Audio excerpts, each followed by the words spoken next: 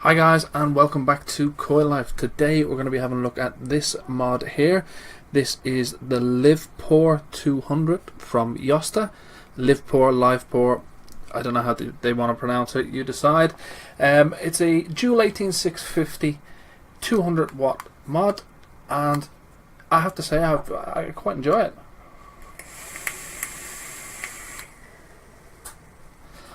This thing is super light.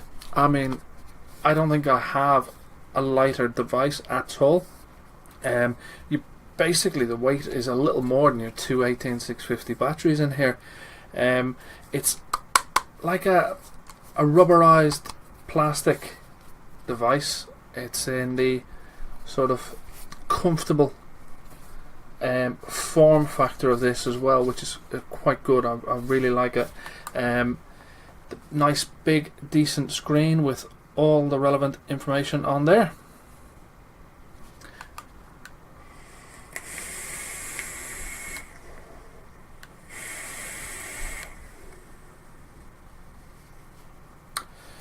No issues really whatsoever with this device. There's a couple of little niggly negatives. Obviously nothing these days is absolutely 100% perfect, but we'll get to that in a minute. Before I do tell you any more good or bad about this, let's drop down and have an up close and personal tour around the Livepor 200 watt. Okay guys, so here we are with the Livepor 200 box from Yosta Tech. The Yosta Tech website going on there. That side, Livepor 200 box, Yosta logo. Same that side, same that side. A little bit of information on there. 200 watts, 6 modes. You've got wattage bypass, all your different temperature controls. What's in the box? And there's the various different colours that it comes in. You've got black, red, blue, camo green, demon, zebra, flames and dance floor. So let's have a look on the inside. We do get our user manual in various different languages, and we get the device itself. Underneath you get a warranty card and a micro USB cable. So the device itself then, it is a dual 18650 device. On the bottom there you've got Master Roshi 200. I think that's to do with the chipset inside. On the top you do have a spring-loaded gold-plated 510 pin, and the plate there has this engraving going on. It is sort of a rubberized finish on this. Your fire button and your up and down buttons, very clicky.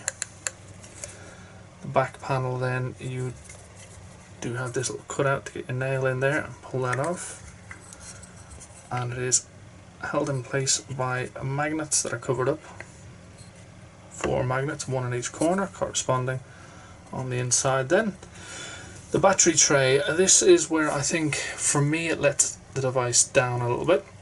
Although it is nice and clean, you do have your battery orientation there clearly marked, your plus and minus. It's these contacts, that's what I don't like. These contacts are known battery wrap destroyers. That's my biggest issue with this device, is those contacts. That's where it lets it down. Everything else, the finish on it, it's really nice. I'll pop some batteries in there now and we'll get it switched on, and I'll show you the menu settings. Okay, so I've got my batteries in there. So to bring the device to life, 5 clicks, Livepor 200.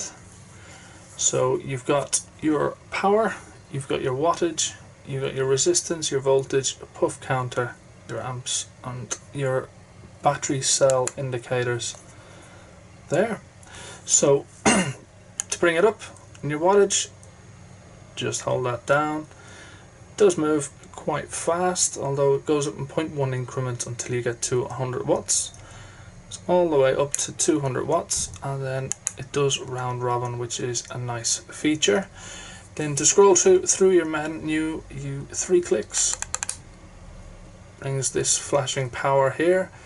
And you've got Ni, you've got your titanium, you've got your stainless, you can clear your puff counter, you've got your bypass mode, back to power.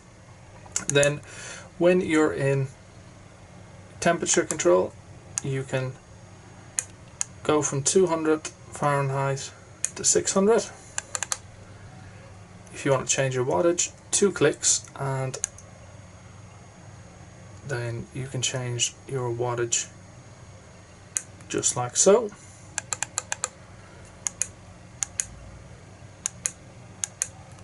Bring it back to power. That's where I usually sit on devices, just power mode. That's pretty much all there is to this device. It is fairly simple. So what we'll do is I'll get a tank on the top, we'll go up on top and I'll let you know what I think and how she performs. Okay guys, so that was the up close and personal tour around the Livepor 200 watt.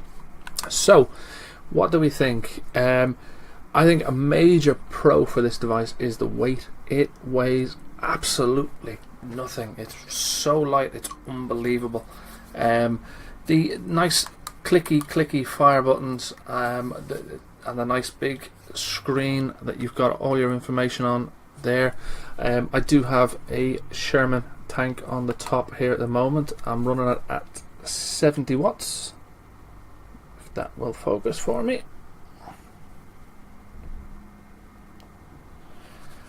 And I haven't had any issues with this at all.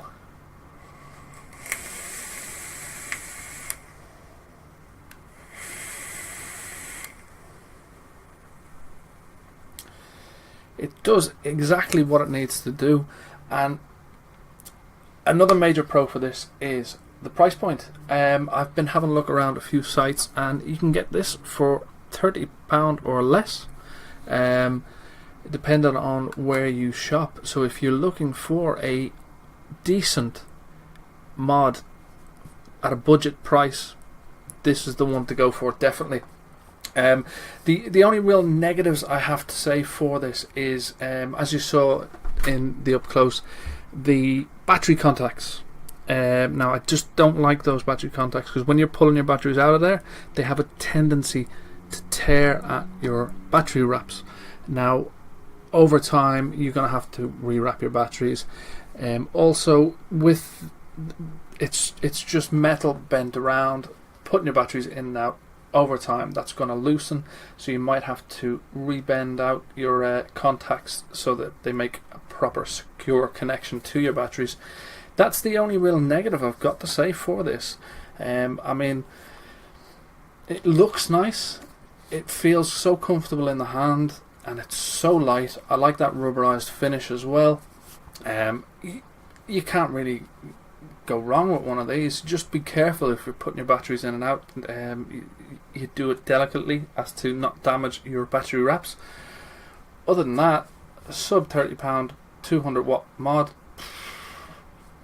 why wouldn't you? I mean, if you want something that's light, not too big and bulky, go for it. If you want to get your hands on one, I will pop a couple of links in the description below. That's all I've got time for today.